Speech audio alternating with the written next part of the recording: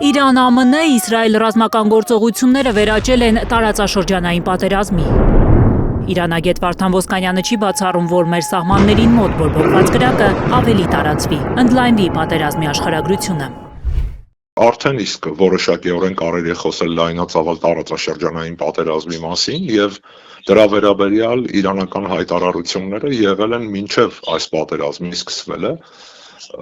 Ըստ էության թիրախավորվել է ոչ միայն Իսրայելը, այլ նաեւ թիրախավորվել են Միացյալ Նահանգների ունեցած գրեթե բոլոր ռազմական ենթակառուցվածքները Պարսից ծոցի տարածաշրջանի արաբական պետություններում։ Եթե չանդարտվեն Վաշինգտոնն ու Թել Ավիվը, հնարավոր է Իրանը բացի Բահրեյնից, Քաթարից, Քուվեյթից, Սաուդյան Արաբիայից, Արաբական Միացյալ Էմիրություններից, Հորդանանից, Իրաքից, որտեղ խփել է ԱՄՆ ռազմաբազաներին, թիրախավորի նաև նահանգների եւ Իսրայելի մյուս բարեկամներին տարածաշրջանում, կարծում է իրանցի քաղաքագետ Փույա Հոսեյնին։ Բոլոր երկիրները, որ Միացյալ Նահանգները ռազմաբազաներ ունեցել է, համարյա թիրախավորել են, մյուս փուլին կարող է Իսրայելի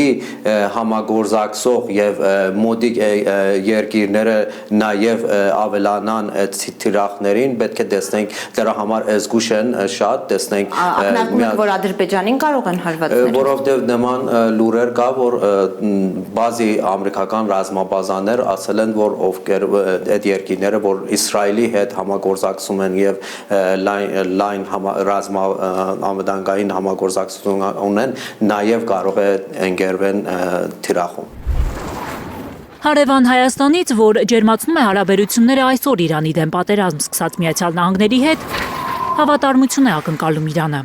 Այդպես պիտի անի, որ Իրանի հետ հարաբերությունը, որովհետև Իրանը իր հարևան երկիր է, որ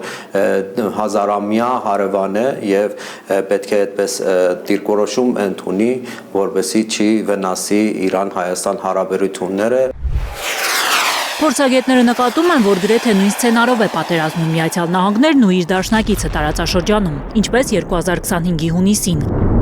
12-օրյա պատերազմը սկսվեց ու ընդհատեց Իրան-ԱՄՆ բանակցությունների հերթական ռաունդը։ Այս անգամ էլ միջուկային ծրագրի շուրջ բանակցությունների հերթական փուլից 2 օր հետո հրթիռներ ընկան Իրանի վրա։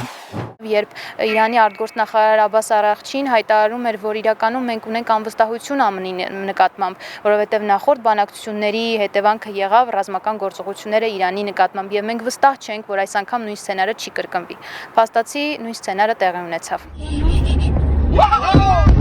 Իրանի արձագանքն է ուրիշ, նկատում են փորձագետները։ Պատերազմի առաջին օրն անգամ ակնհայտ է, որ վերջին ամիսներին բաց աչքով է քնել Իրանը։ Այն, որ պետական գրեթե բոլոր շենքերում բարձրաստիճան պաշտոնյաներ չեն եղել, հուշում է այդ մասին։ Դա ակնհայտ է։ Իրանագետների համար դեռ շաբաթներ առաջ էր կանխատեսելի այս պատերազմը, Միացյալ Նահանգներից հնչող կոշտ հռետորաբանության ֆոնին։ Ռազմագետները կարծում եմ ավելի ճիշտ կպատասխանեն։ Թրամփի ամփերության բաժակը վերջնականապես լցվել է, երբ այս տարի վերսկսված բանակցություններին իրանցի պաշտոնյաների շուրթերից չի հնչել ցանկալի նախադասությունը։ Մենք միջուկային զենք չենք ստեղծի։ Իրանագետները նկատում են, որ նահանգների եւ Իսրայելի գերնպատակն է ոչ միայն վերացնել միջուկային օբյեկտները, գիտնականներին, այլև բալիստիկ հրթիռները։ Թրամփն էր հայտարարել, թե դրանք սպառնալիք են Եվրոպայի համար եւ չի բացառվում, որ մի օր հասնեն նաեւ նահանգներ։ Ինչ վերաբերում է գիտնականներին վերացնելով կանխել որոշակի գործողություններ, բնականաբար Իրանը եւս այդ հարցում բավականին առաջխաղացում ունի եւ մի քանի գիտնականների վերացնելով փաստացի ոչ մի պետություն չի կարողանա Իրանի մտքին դրած, այսպես ասած, որևէ ծրագիր կանխարգելել։ Միացյալ Նահանգների թիրախում իրանցի բարձրաստիճան հոգևոր եւ ռազմական ղեկավարությունն է, նկատում են իրանագետները։ Նրանց գլխատելով Վաշինգտոնն ու Թել Ավիվը ցանկանում են իշխանափոխության հասնել Իրանում։ Թրամփն ուզում է այնտեղ հաստատել իր գերակայությունը։ Ու պատահական չէ, որ եւ Վաշինգտոնից եւ Թել Ավիվից իրանցիներին փողոց հանելու հայտարարություններ են հնչում։ Արևմուտքի ձեռագիրն է եղել, բացի ռազմական գործողություններից, նաև որոշակի ապստամբություններ հրահրել ցույցերի տեսքով, հավաքների տեսքով, որոշակի պետությունների տարածքում, որտեղ նրանք ունեն այսպես կոչված փափուկ ուժը։ Իսկ Իրանում ակնհայտ է, որ ԱՄՆ-ն ունի այն փափուկ ուժը, որը տարիներ շարունակ կուտակել է, ֆինանսավորել է եւ այս օրերին էլ անդադ շարունակաբար տեղի ունեցող ցույցերը Իրանում եւ երիտասարդների եւ ուսանողների կարող են հովանավորված լինել ԱՄՆ-ի կողմից։ Որքան կշարունակվի պատերազմը։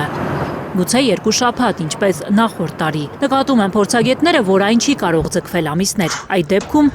Թրամփը պետք է մի կողմ դնի աշխարհի համար իր խաղաղասիրական ծրագրերն ու զբաղվի միայն Իրանով։ Աննախադեպ ծավալի ուժեր ուղարկի տարածաշրջան։